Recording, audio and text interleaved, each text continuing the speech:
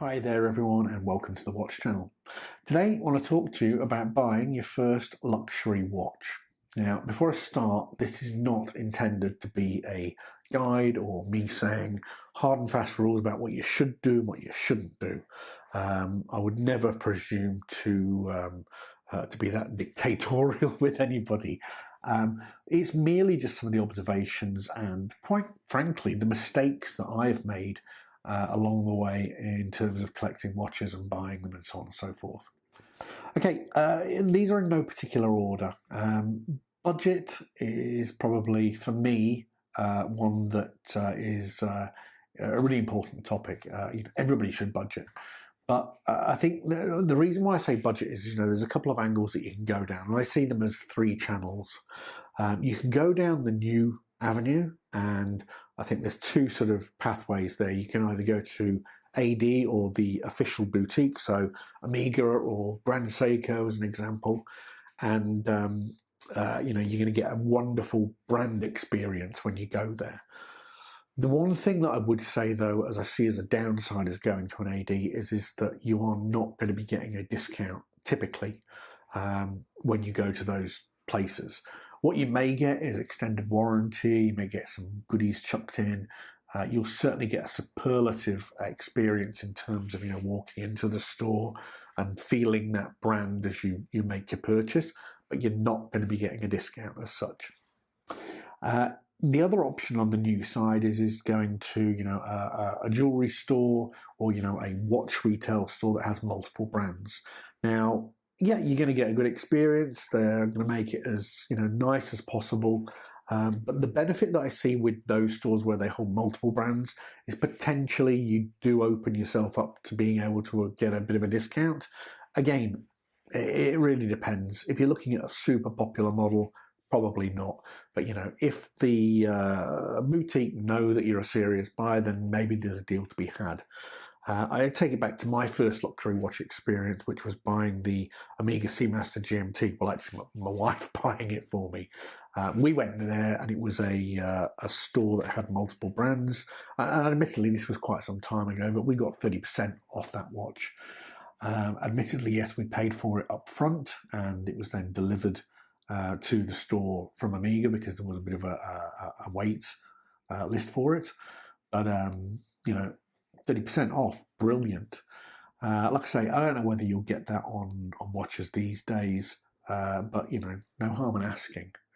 The other avenue is pre-owned, and what I must say is, again, under the years and years of experience that I've had in buying watches, selling watches, growing my collection, downsizing it, pre-owned is certainly something that I look at more now than I did when I was first starting out and buying watches. And, as you sort of join the forums and you chat with people, and you know what, when you're looking at more obscure or pieces that are no longer in production or quite hard to get, pre-owned is absolutely something that you should consider. First of all, you get it for, typically cheaper than what you would. But the other side of it is it opens up this whole myriad of models that you can go for, and I find that really interesting about this community. Is when you're looking at buy and sell groups and stuff like that, something just comes across your feed, and you know what, I really like that. I'm interested in buying it, and sometimes I find that a little bit more interesting than going into a boutique to look at a specific watch, just browsing and seeing what is out there and available for sale. The other part of it is, and I think this is related to purchasing in general, is, especially if it's your first luxury watch, take your time, give yourself a little bit of foreplay. Don't go straight into full intercourse, so to speak, as in buying a watch. Really, really consider what you're actually looking at buying, and make sure, as best you can anyway, that it is what you want. And leading on from that, I do see in a lot of the forums, I'm considering buying this watch. What do you guys think? There's no harm in asking people's opinions, but I do see a lot of people actively seeking almost approval for what they're buying. And ultimately, without any disrespect, it's money coming out of your wallet or your bank account, or whatever it may be. You have to be happy with the watch that you're buying. For me personally, yeah, absolutely. Everybody wants to seek, or have approval or, recognition, but buy what you want. Don't buy what other people are telling you. Absolutely. If you're seeking opinion, then consider that opinion when somebody's given it to you. But at the end of the day, you're the person who's going to be wearing this watch. Don't buy something else that somebody else wants to wear. Buy what you want to wear. In conjunction with that is just be aware that over time, and especially as a new collector or somebody first dipping your I was going to say toes, but dipping your wrist into watch collecting is probably more appropriate, that your taste changes over time. Some of the watches that I liked when I first started buying watches and collecting are not watches that I would consider these days. And that's just because my taste and, my palette, for want of a better word, with watches has become more defined, and I wouldn't say more refined, but it's certainly become a little bit more cosmopolitan than what it might have been when I first started. The other thing to consider as well is for the love of God, do not buy a watch thinking that you're going to, I'm just wearing my, and people are going to notice it. It doesn't happen. I've worn, this is a Pagani, by the way, it's not a Rolex. That may cause some people just to switch off right now.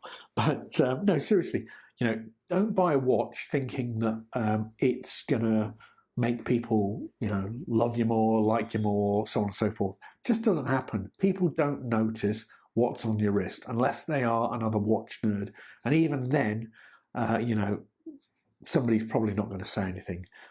Over the past 20 years that I've been wearing watches, some really high-end, some really obscure pieces, I can count on one hand how many times somebody said, nice watch. And you know what? It's never, ever been my most expensive or the watch that I would say, that's the one that I want to compliment on. So don't buy a watch just for, I suppose, show. Buy it because you like it. And if that's not good enough, don't invest the coin. One of the things, that I haven't thought about when I've made watch purchases, and it's something that's come back to bite me, is what do I use that watch for? What's my life actually like? What I'm saying is make sure that the watch that you're buying is appropriate to your lifestyle. If it is your first and your only luxury watch, then just consider when you're going to wear that watch. Are you going to wear it on the weekends? Are you going to wear it every day? Is it going to be something that you wear periodically? Just make sure that it's appropriate, because I've made that mistake going, I really like that watch, and I do like it, and I've bought it, but I can't wear it in the situations because of either what I'm doing or because it's just not appropriate to wear that type of watch at a certain time. Dress watches are a prime example of that. They're beautiful, and they're stunning. But I rarely wear a business suit. And a dress watch for me is something that I would wear with formal gear. And whilst I like them, probably not appropriate to be wearing it, when I'm wearing a button-down Oxford and a pair of jeans. So just something to think about there, guys. The last thing is technology. So this is a common. And you know what? All of these things that I mentioned, they're all interlinked. But budget, technology, for me, interlink. And what I mean by that is when you buy a Speedmaster, as an example, you're talking manual wine chronograph. You got maybe 4 or 5 years worth of worry-free use before it needs a service. But a lot of people fail to, when they're buying these watches, they fail to realise that at some point it's going to need to be serviced. It's not like a quartz. You don't just open up the back, or you take it to the local key cutter or whoever it is, and they just crack the back open, whack a battery in. These are finely tuned cogs, 400 or 500 pieces, and they break down. and when they break down, they need an expert to fix them and to put them back into working order, and that can be expensive. Not only can it be expensive, it also takes a hell of a long time to do it. So so I went to see the Amiga boutique a couple of weeks back, and they told me you're looking at 6 to 9 months to get something back. From their official service centres. Now, yes, you can go down the avenue of getting an independent watchmaker to do it, and there's nothing wrong with that. But those guys are as busy as well. So, just be aware you're spending 7 or 8 grand on a watch, especially with automatics and mechanicals. You're going to have some service costs down the track, and you need to be aware of that. Quartz, on the other hand, when we're talking about technology, again, when I first started out buying, a luxury watch, I just completely disregarded quartz. Crap, it's a Kmart watch or, whatever it might be. That's not the case. There's quartz and then there's quartz. And, for those of you guys that have been collecting watches for some time, you've got Grand Seiko's 9F, Citizen have got their A660. These are Breitling. They've got their thermocompensated ETA quartz modules. These are quartz modules that have accuracy of sub 10 seconds per year. So can you argue with that? They're highly accurate. They're highly dependable. They've got zero servicing costs other than a new battery. Yes, you'll need to get them pressure tested if they have a waterproofing rating with them. But, other than that, fantastic. Just, again, and that sort of also falls into that evolving thing, Again, when I first started out, quartz, crap, not even interested. Give me an automatic or a manual winder. But as my tastes evolved, it has become more and more apparent to me that I should absolutely respect quartz as a timekeeping technology and understand the beauty that, and quite frankly, the dedication that's gone into making something that can give you that level of accuracy. I'm not talking about, the satellite wave and that sort of stuff, the GPS positioning, the Astrons of the world. That's a completely different story. That's just high tech.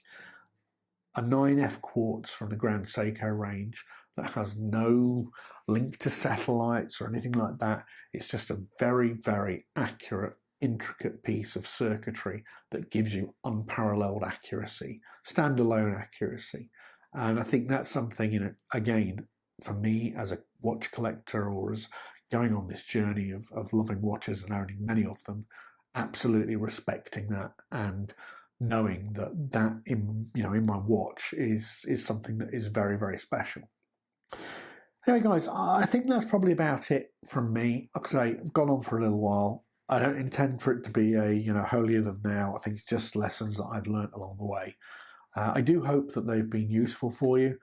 As always, if you've got questions, comments, you've got different views, things that I've missed, which I probably have, then please do put them in the comment section and I will write back to you. With that being said, guys, I wish you all the best. Like I say, do like the videos. Please do consider subscribing. I hope you like the lights at the back there. It looks a little bit evangelical, doesn't it? Anyway, thank you so much for taking time to watch the video. Wish you all the best, guys, and I'll see you soon. Take care. Bye.